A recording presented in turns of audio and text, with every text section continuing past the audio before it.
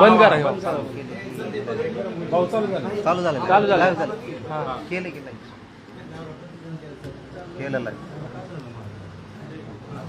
हा भाऊ. सुरुवातीला या ठिकाणी सोलापूर जिल्ह्यातील संपूर्ण मतदार बंधू भगिनींनी माझ्यावरती जो विश्वास टाकला, मला आशीर्वाद दिले, सहकार्य केलं, त्याबद्दल मी त्यांचा मनपूर्वक आभारी आहे.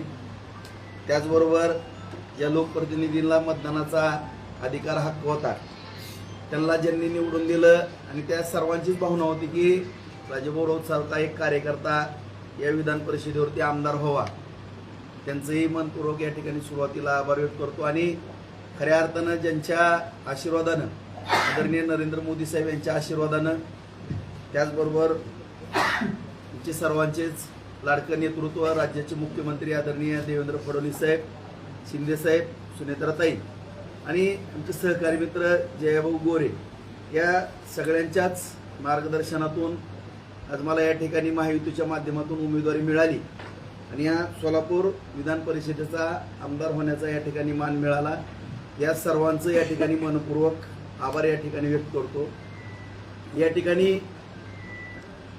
ही आमदारकी या ठिकाणी माझ्या रूपाने येत असताना नक्कीच मला पूर्णपणे खात्री आहे की माझ्यावरती जबाबदारी फार वाढलेली आहे. पूर्वी मी 2004 ते 2009 विधानसभेचं प्रतिनिधित्व बार्शीचं केलेलं आहे, 19 ते 24 केलेलं आहे. आणि या दोन्ही वेळेस किंवा मी नगराध्यक्ष असताना, नगरसेवक असताना, बाजार समितीचा संचालक असताना किंवा माजी आमदार म्हणून या ठिकाणी काम करत असताना अत्यंत काळजीपूर्वक या ठिकाणी काम करण्याचा प्रयत्न केलेला आहे. परंतु आज भविष्यकाळामध्ये जी माझ्यावरती फार मोठी जबाबदारी, तालुक्याबरोबरच या जिल्ह्याचं प्रतिनिधित्व करण्याची जबाबदारी माझ्यावरती आलेली आहे, जी मला पूर्णपणे जाणीव आहे. आणि अत्यंत काळजीपूर्वक मी पूर्वी ज्या पद्धतीने काम करायचो, आपल्या सर्व जनतेलाही माहीत आहे, पत्रकार बांधवांना माहीत आहे, सर्व पदाधिकाऱ्यांना माहीत आहे किंवा सर्व नेतृत्वाला माहीत आहे, त्याच्याहून कित्येक पटीनं आता मला जास्त काम करावं लागणार आहे, याची मला पूर्णपणे जाणीव आहे. आज बार्शी तालुक्याबरोबरच जिल्ह्यातील सुद्धा माझ्या आजी माजी लोकप्रतिनिधी असतील किंवा नगरसेवक आहेत, नगरसेविका आहेत, जिल्हा परिषद सदस्य आहेत, जिल्हा परिषद सदस्य आहेत, त्याचबरोबर सर्व सभापती आहेत, पंचायत समितीचे, महापालिकेचे नगरसेवक बंधू भगिनी आहेत, सर्वच लोकप्रतिनिधी विविध क्षेत्रामध्ये, बाजार समितीच्या क्षेत्रामध्ये काम करणारे आहेत. आणि आजी माजी आमदार असतील किंवा त्या तालुक्याचे नेतृत्व करणारी मंडळी आहेत, या सर्वांना बरोबर घेऊन आदरणीय माझे सहकारी मित्र पालकमंत्री जयाभाऊ गोरे यांच्या मार्गदर्शनाखाली, त्यांच्या खांद्याला खांदा लावून या ठिकाणी आपल्याला काम करायचं आहे. आणि नक्कीच या ठिकाणी बार्शी तालुक्याबरोबरच जिल्ह्याच्या सुद्धा विकास कामामध्ये भरीव असं काम या ठिकाणी मी करणार आहे. आज बार्शी तालुक्याच्या बाबतीमध्ये सुद्धा सांगायला हरकत नाही, मी पत्रकार बांधवांना गेल्या निवडणुकीच्या कारकिर्दीमध्ये किंवा बाजार समितीची निवडणूक लढवत असताना, त्याचबरोबर नगरपालिकेची निवडणूक लढवत असताना, पंचायत समिती, जिल्हा परिषदेची निवडणूक लढवत असताना फार मोठा विश्वास तालुक्यातील जनतेने पुन्हा एकदा आमच्यावरती दाखवला.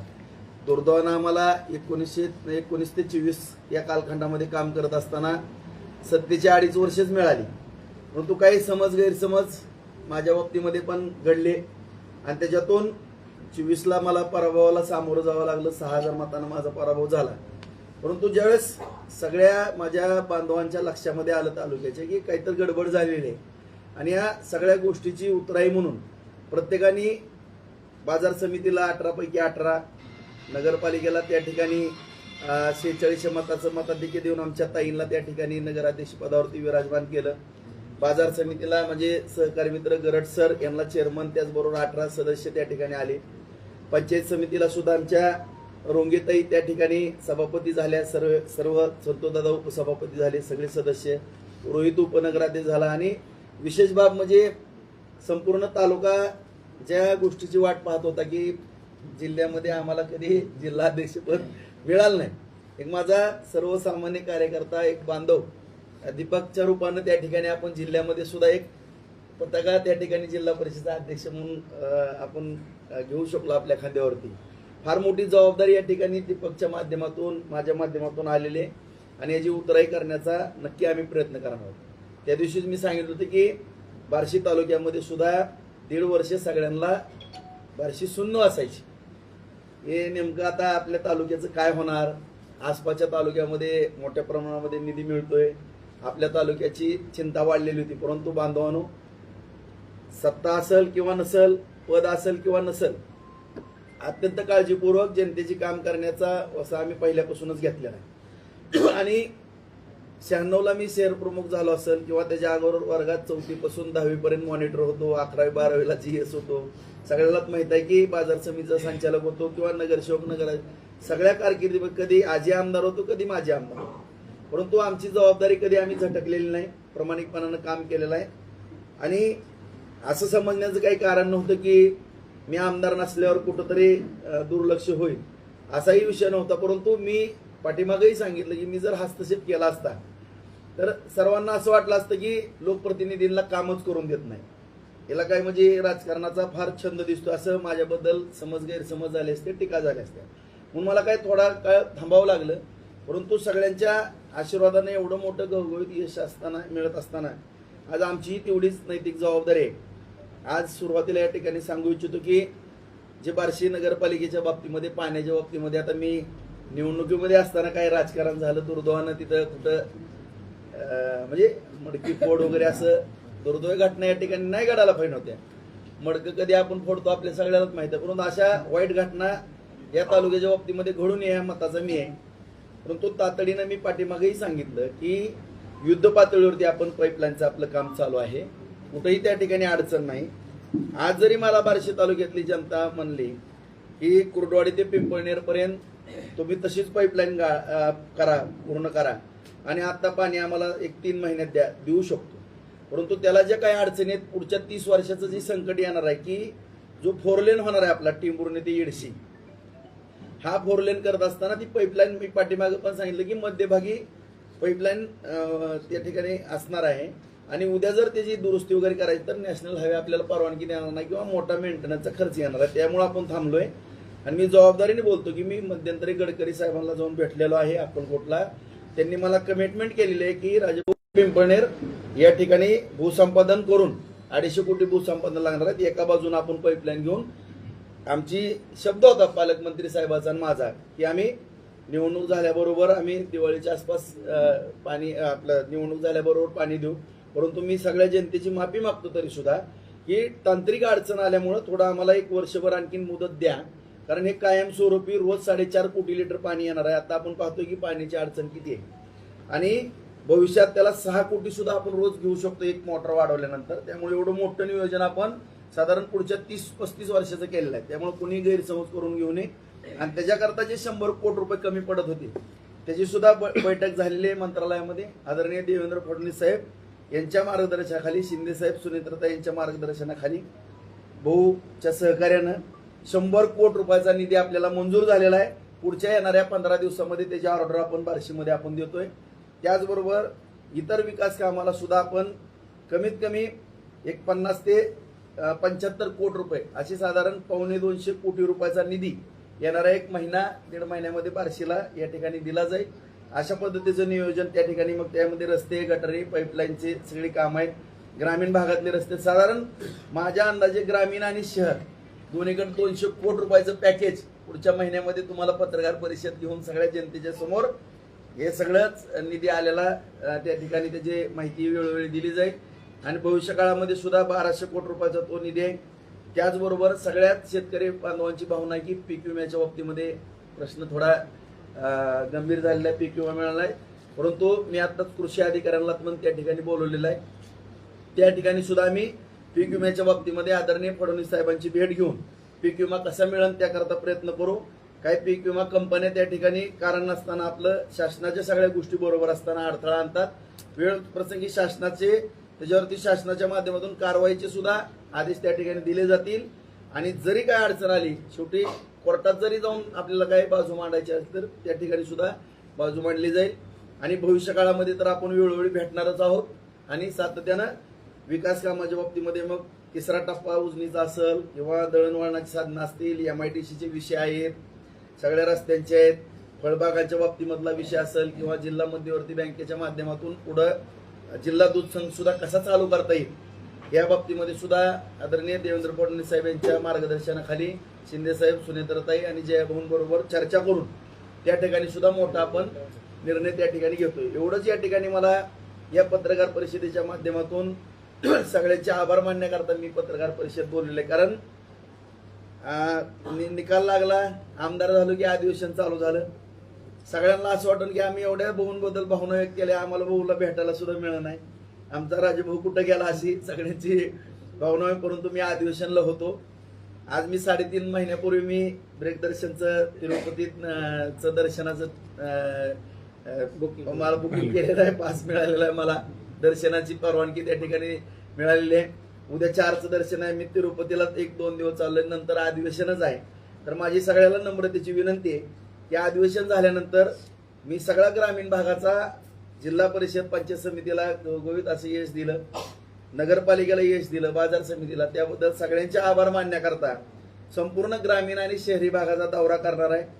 त्या ठिकाणी रोज संध्याकाळी 3 ते 5 गावं असतील, प्रभाग असतील, सगळे माझे बांधव, माझ्या भगिनी, बंधू, पदाधिकारी, दीपक आहेत, माझे वैद्य गरड सर आहेत, रोहित आहेत, संतोषदादा आहेत, माझ्या ताई आहेत, त्याचबरोबर आमच्या रुंगीताई आहेत, कतलेताई आहेत, त्याचबरोबर उपसभापती आमचे गायकवाडी, सगळी मंडळी, सदस्य, जिल्हा परिषद सदस्य, पंचायत समिती सदस्य, नगरसेवक बंधू भगिनी, सगळेजण आम्ही आभार मानण्याकरता आणि अडीअडचणी जाणून घेण्याकरता संपूर्ण तालुकाभर दौरा करणार. त्यात तुम्हाला सुद्धा आम्ही पत्रकार बांधवांना सामावून घेणार आहोत आणि जनतेच्या अडीअडचणी समजून त्या प्रामाणिकपणानं पहिल्यापेक्षा कित्येक पटीनं ताकदीनं सोडवण्याचा प्रयत्न करू. विधानसभेवर आपण असताना 2.5 वर्षाच्या कार्यकाळामध्ये हजारो कोटींचा निधी आणला आणि बार्शीकर जनतेला ती एक निधीची सवय लागलेली. एवढी मोठ्या प्रमाणामध्ये आपण विकास कामं केली, परंतु आता फक्त बार्शी तालुकाच नाही तर जिल्ह्यातील जनतेची आपल्याकडून अपेक्षा आहे. कसं बघता या गोष्टीकडे?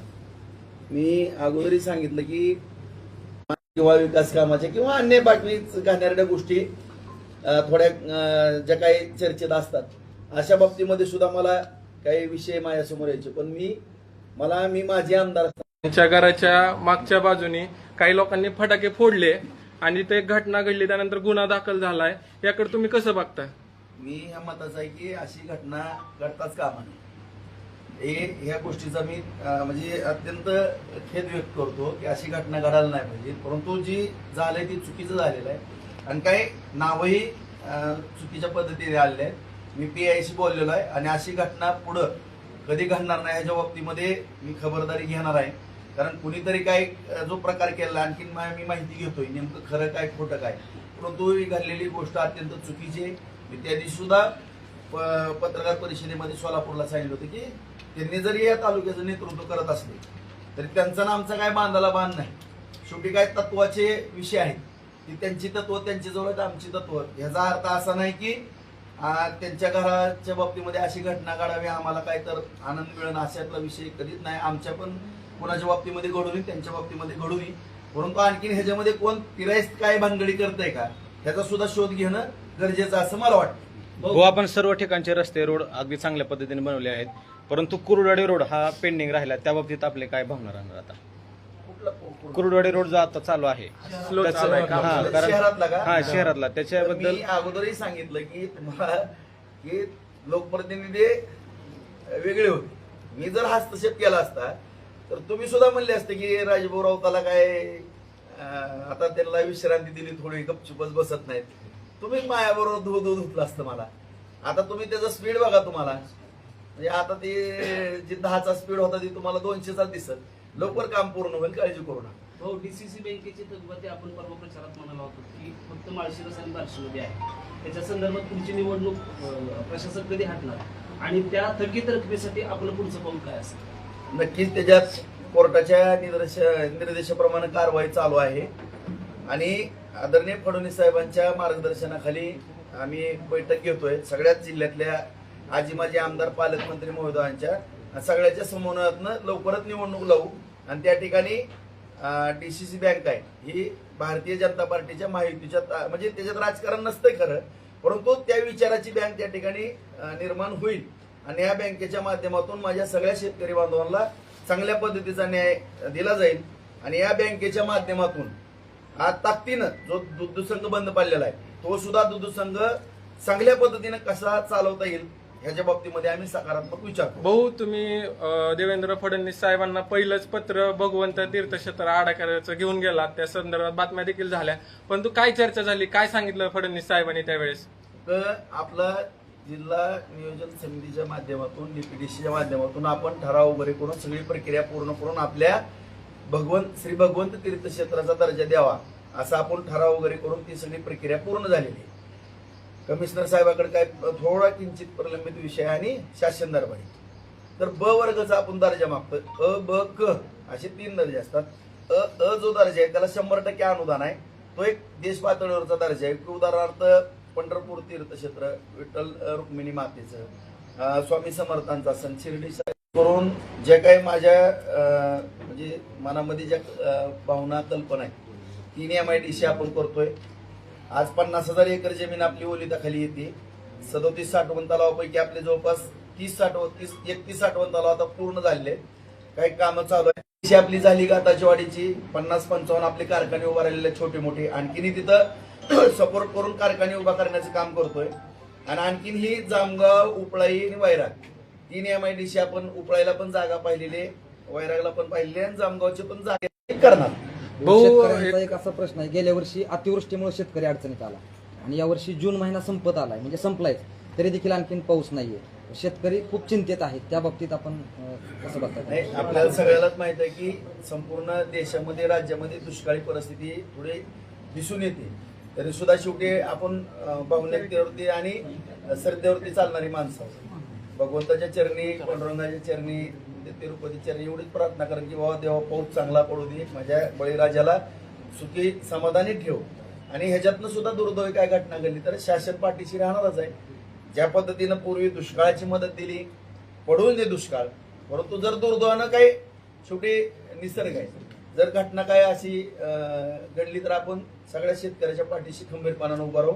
आताच मी पीक विम्याचं पण बोललो, त्याच्यावर बोलून दाखवलं आणि स्वतः वैयक्तिक तुम्ही त्या गोष्टीला ही झालेले आहेत, तुम्हाला त्याचा त्रास माहिती आहे, तर तुम्ही काय ह्या चुकीच्या स्पीड ब्रेकर बद्दल करणार? आता ह्याच्यामध्ये 2 प्रवाह आहेत.